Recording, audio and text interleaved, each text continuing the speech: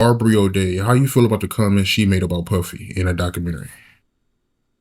Aubrey claims I heard Puff say this in front of a bunch of people in the studio. Me and him got into it that night. And we started snapping and joking and talking shit to each other when he said about Danny DeCane. He said they gonna keep on messing with me.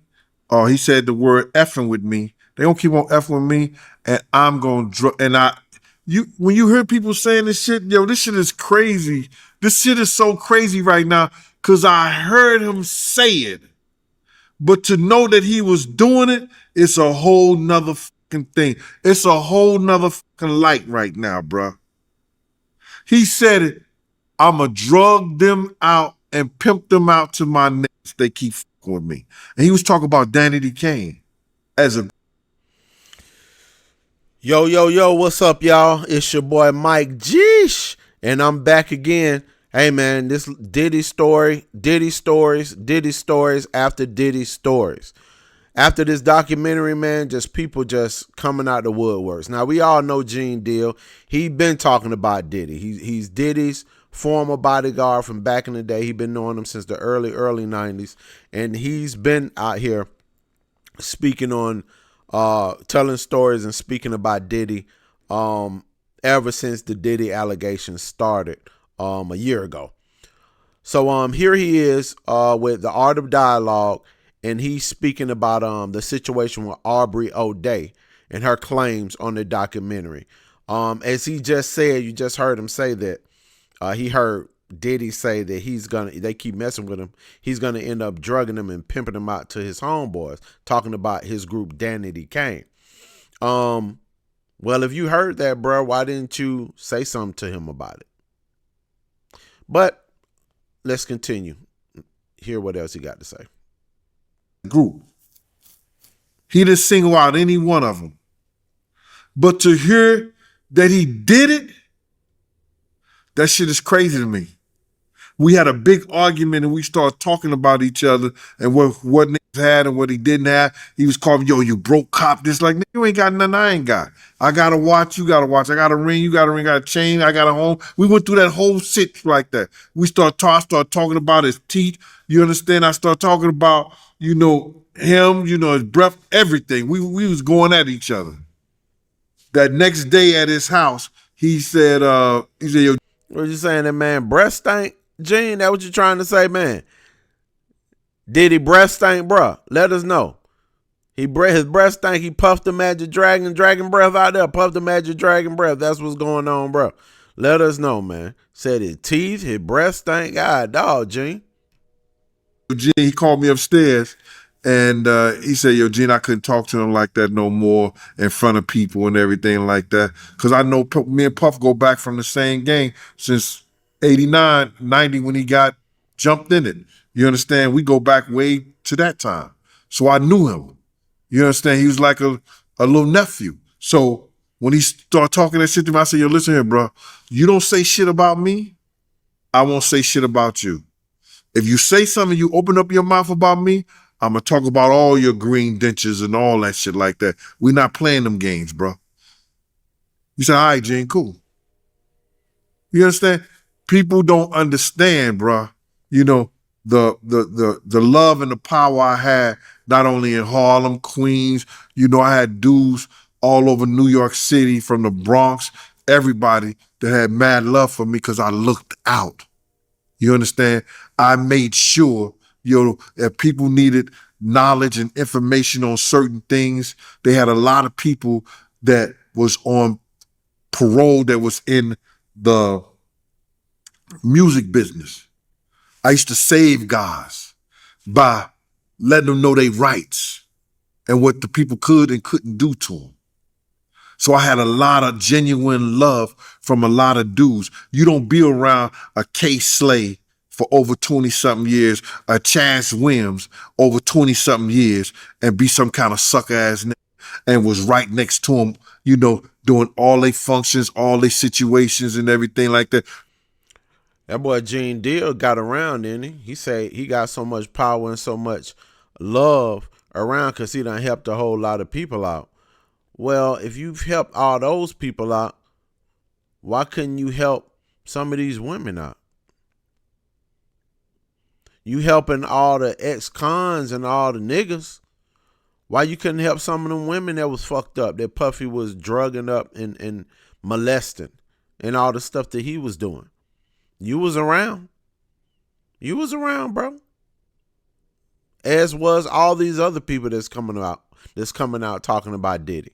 You was around, Gene. So I just find it interesting that you say all the people you helped, but yet none of these women were helped.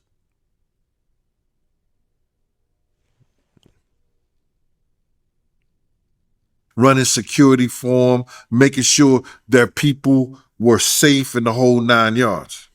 You understand? I had my man Pete, I had people calling me, yo, look out for Nate Dogg when he come to New York. Look out for Mac 10, look out for Exhibit, doing stuff like that, Good Brothers and everything like that. So what I'm trying to say to you is that, bro, is that to be at that type of status and be that type of person and do the things that I did, you understand? I had to have people who were in that lifestyle have mad love for me. You understand? Did you see the point where she exposed the emails from Puffy? Yeah. Yeah, bro. And that's the whole thing about it is I heard him say what he was going to do. Monty, do you understand what I'm saying? I heard him say that he was going to drug them out and pimp them out to his niggas. And then to hear the text message that she was drugged out. Yeah, all right, Gene. What you saw? What you saw? You didn't see Diddy pop out, did he? Diddy ain't pop out, did he? That man looked over to the corner like he seen a ghost. What's happening, Gene? You all right? And he was having sex. That shit hurts, bro. That shit is fucked up. Do you know how fucked up that is, bro? I heard this nigga say this shit out of his mouth. But to know that he was doing it, that shit was crazy to me. It makes you feel sick, bro, because I guess I wasn't looking for it.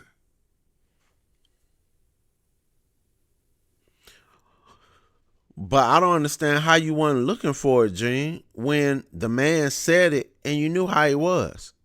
You knew, I've heard you say that he was hitting on Misa and that you told him to stop and you told him don't do that around you. So you knew he had a tendency to be, violent with women. So to say that you didn't know, you might not have been there when he was doing it, but you could put a bug in his ear. Hey, my nigga, you need to stop doing this. Why you doing that? Hey, bro, why you acting like this? Why you doing this, bro? Because Diddy seemed like he really needs some strong dudes who could sit him down and really talk to him. Now, don't get me wrong. I understand that he did it. When you got all that money, it's hard to talk to somebody. But from what you're saying, that you were joning them and roasting them and talking about them in front of people, you could have sat down and been like, hey, bro, hey, man, why would you say something like that? Why would you do something like that? Hey, man, you need to go get checked out. You need to go see a therapist about whatever you're going through.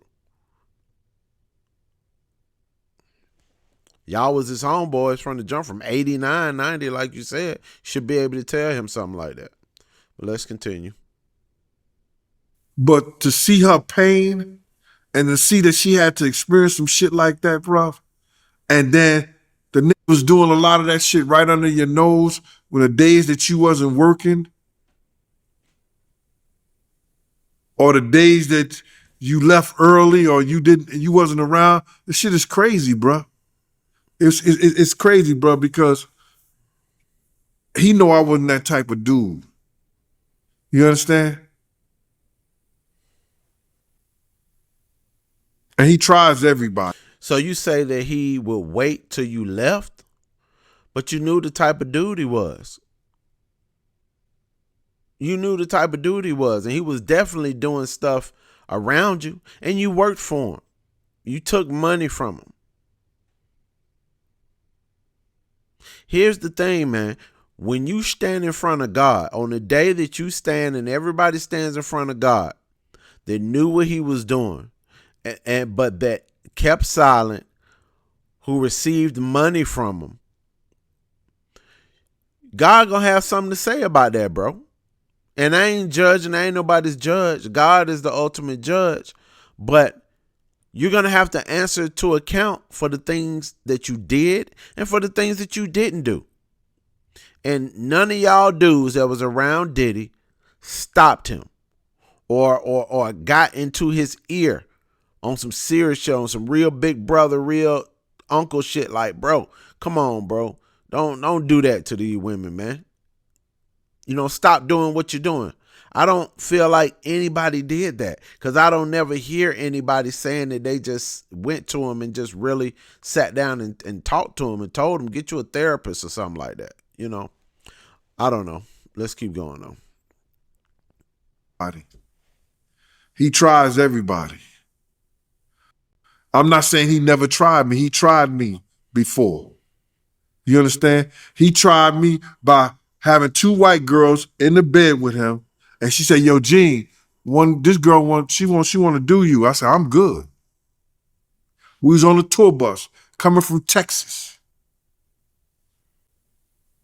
So he tries everybody. You understand? I'm good, bro. You ain't never gonna have me out here coughing. Not me.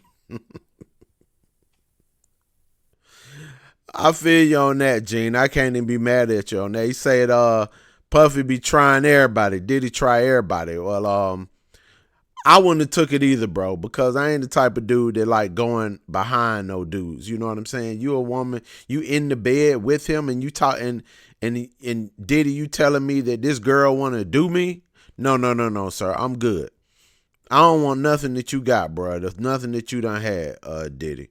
Absolutely not.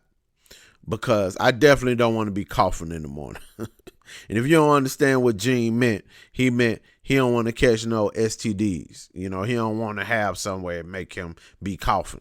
So I definitely commend you on that, Gene, because I wouldn't want that trash neither, brother. I wouldn't want it either. So it was kind of disturbing to hear that text message from Aubrey, bro. That kind of effed me up, bro. Those text messages that he was sending and that affidavit that the lady wrote that she saw her, you know, in one of the studios being violated. Yeah, that part of the documentary was pretty terrible, man. I can't imagine anything like that, man. Having something done to you and you don't know if it actually happened, you don't remember it. I feel sorry for her. That was one of the worst stories too, because it's like, damn, you got violated and you don't even remember. Somebody else telling you they know they saw you and you don't even remember it. So it's like you want to file a lawsuit, but at the same time, it's like you can't really remember if it happened. So when the police or anybody come talk to you about it, it's like you have to tell the truth and be like, I don't really remember it. That's crazy. That's crazy, man. So, you know, feel sorry for her, for Aubrey O'Day and all the other victims of Diddy, the diddler.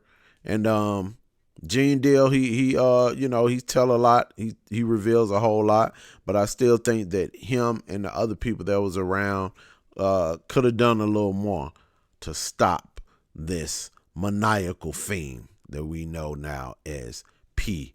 Diddy. All right, y'all, that's it for me, bro. I'm gonna holler at y'all next time. I'm Mike Geesh. Peace.